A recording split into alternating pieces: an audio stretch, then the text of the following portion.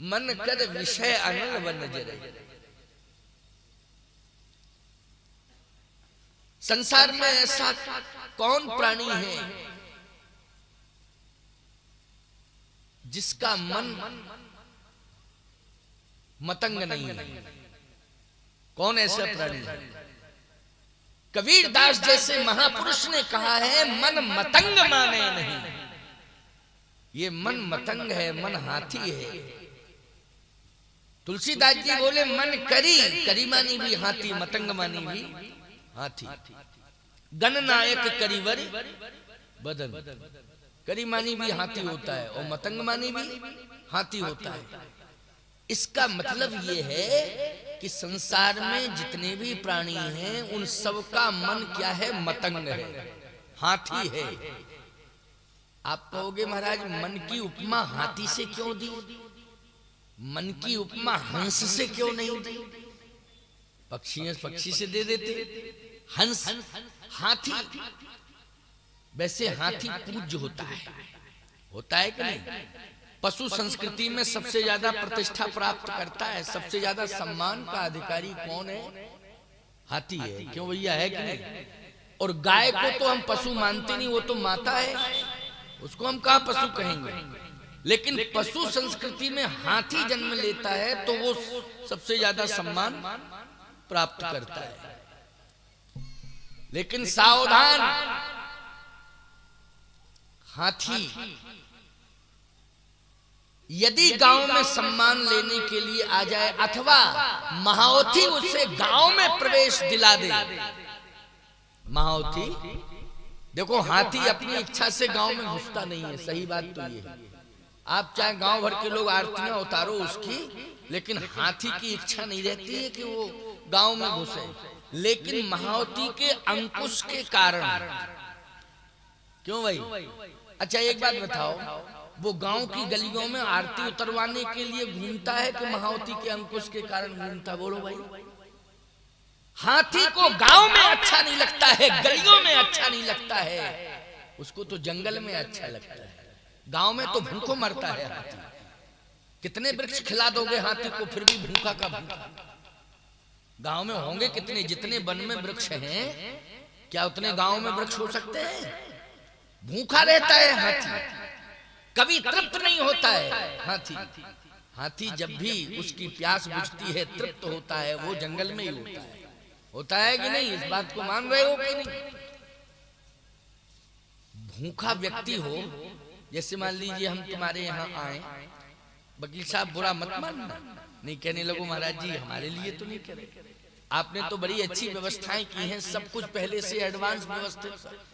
लेकिन हम किसी के गांव में आए, चलो ऐसा बोले देते हैं, हम किसी के गांव में पहुंचे और भूखे हो और गांव भर आरती उतार रहा, ईमानदारी से बताओ, आरती वो सम्मान अच्छा लगेगा? क्यों भाई, वो अच्छा लगेगा? हाथी को अच्छा लगता है कि जो आरती उतारता है उसे सम्मान नहीं चाहिए, क्योंकि वो भूखा है। सम्मान का भूखा नहीं है, वो पेट का भूखा है।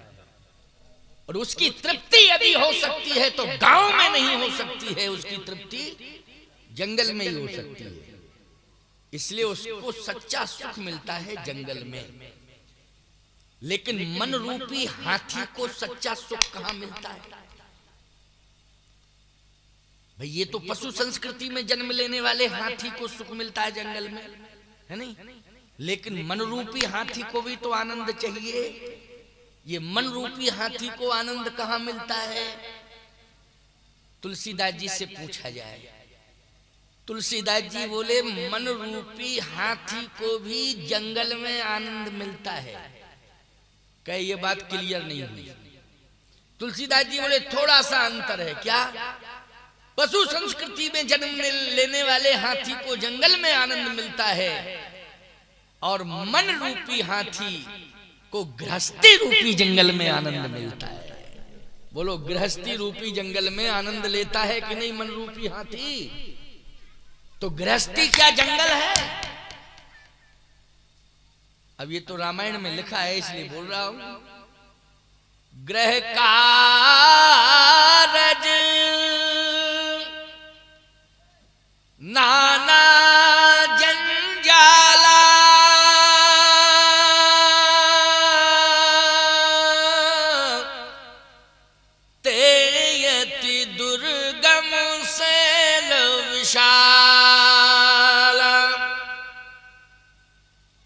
ईमानदारी से बताओ, ये गृहस्थी रूपी जंगल में ये मन रूपी हाथी आनंद ले रहा है।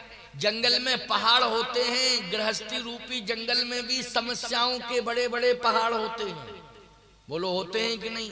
बहुत बड़े बड़े पहाड़ होते हैं, समस्याओं के पहाड़ होते हैं, लेकिन फिर भी वो समस्याओं के पहाड़ों के बीच में आनंद लेता रहता है। लेता रहता है कि नहीं? लेता है वो। किसी ने फिर पूछा कि जंगल का हाथी अगर जंगल में आनंद ले रहा है तो क्या जंगल छोड़ना नहीं चाहता? वो मन रूपी हाथी गृहस्थी रूपी जंगल में आनंद ले रहा है तो गृहस्थी छोड़ना नहीं चाहता है क्या? मन रूपी हाथी भी गृहस्थी रूपी जंगल को छोड़ना नहीं चाहता है। संसार में मन तुम्हारा कलकत्ता चला जाए लेकिन लौट के फिर घर में ही आ जाता है। वो बड़े जल्दी आता है। क्यों भाई? बहुत जल्दी आता है। अभी आप कुरुद में बैठे, चर्रा में बैठे, ये ग्राम चर्रा में बैठे, ग्राम चर्रा में आप बैठे हैं और न टिकट कटाया न कहीं गए और मन कलकत्ता पहुंच गया। और फिर सोचते सोचते थोड़ा सा सोचा और फिर चर्रा में आ गया मन। आ गया कि नहीं आ गया? कितनी जल्दी भागता है, कितनी जल्दी आता है। आता है घर में ही। लेकिन एक बात सुन लीजिए मेरी, मन रूपी हाथी को भी गृहस्थी रूपी जंगल छोड़ना पड़ता है। पशु संस्कृति में जन्म लेने वाले हाथी को भी प्रकृति जन्य जंगल को छोड़ना पड़ता है। दोनों को छोड़ना पड़ता है। किन हालातों में छोड़ना पड़ता है, इस पर विचार करना है। कौन सी परिस्थिति में जंगल छोड़ना पड़ता है, इस पर विचार करना है। कब? जब जंगल में आग लग जाती है तब। जंगल में जब आग लग जाती है, अच्छा बोलो, जंगल में आग लग जाए तो हाथी जंगल में रहेगा कि भागेगा? जंगल छोड़ के भागेगा। मरेगा क्या वो तो भागेगा। लेकिन जिस दिशा में वो जाएगा उस दिशा में उसे आग ही आग दिखाई देगी। निकलने की कहीं कोई गुंजाइश नहीं। तो जिस जंगल में वो आनंद ले रहा था, आज उसी जंगल को छोड़ने के लिए छटपटा रहा है कि नहीं छटपटा रहा? लेकिन उसे रास्ता मिल नहीं रहा है कि मैं किस रास्ते से निकलूं। फिर वो हाथी भगवान से कहता है, मुझे बचाओ बचाओ। भगवान ने कहा क्या हो गया? कहे जंगल में आग लग गई है, पूरे जंगल में आग लग गई है, अब मुझे बचाओ। भगवान बोले तुम किलो 2 किलो 10-20 किलो के होते तुम्हें उठा लेता ऊपर, लेकिन तुम तो बहुत वजनदार हो। कहे सरकार ऊपर उठाने की जरूरत नहीं है, फिर इसी जंगल में व्यवस्था देने की जरूरत है। इसी जंगल में यदि आपकी कृपा हो जाए तो मैं बच सकता हूं। भगवान ने कहा कैसे बचोगे? तो हाथी ने कहा कि इसी जंगल में अगर एक जल से भरा हुआ सरोवर आपकी कृपा से प्रकट हो जाए तो भले ही जंगल में आग लगी रहे, लेकिन मेरा बाल वांका होने वाला नहीं है, मैं सुरक्षित बच जाऊंगा। बस आपकी कृपा से इस जंगल में एक जल से भरा सरोवर प्रकट हो जाए। अच्छा बोलो, आग लगे हुए जंगल के मध्य में जल से भरा हुआ सरोवर अगर प्रकट हो गया, ईमानदारी के साथ बताओ बोलो, वो हाथी बच जाएगा कि नहीं बच जाएगा? बच जाएगा।